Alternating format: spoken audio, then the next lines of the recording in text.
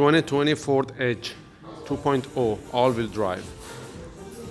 So complain about grounding noise coming from the back.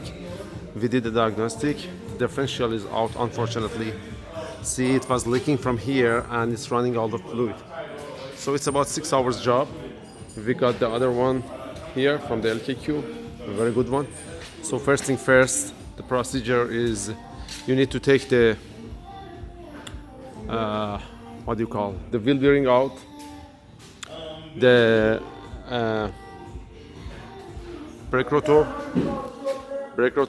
that's the wheel bearing out, brake rotor out. Set aside the caliper. Do not disconnect the electronic brake sensor or anything, as you see, and take off the ABS sensor. Do not disconnect anything. Do the same thing on the other side, driver side, and you don't need to drop off the exhaust or anything. Just drop the drive shaft, and then you're gonna see 1 star 55, 1 on the other side, and 2 number 19 right here, and 1 right here. And then on top of that, you're gonna have, let me show it over here. You're gonna have the actuator, which is locks the differential in some kind of situation. Disconnect that one, and you have 1 sensor. Disconnect that one. Then you're gonna have the breathing hose right here. Disconnect that hose, and you can drop off the differential. It's very simple, and it's just time consuming. Other than that, nothing is special.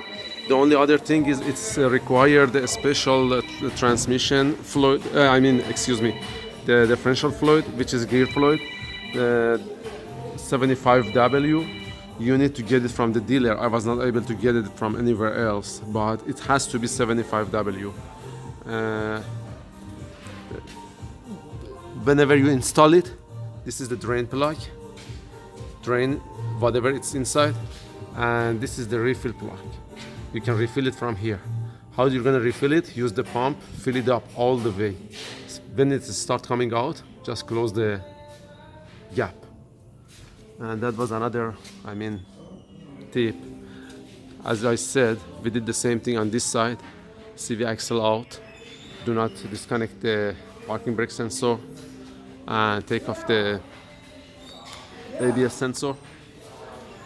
And that is it all about.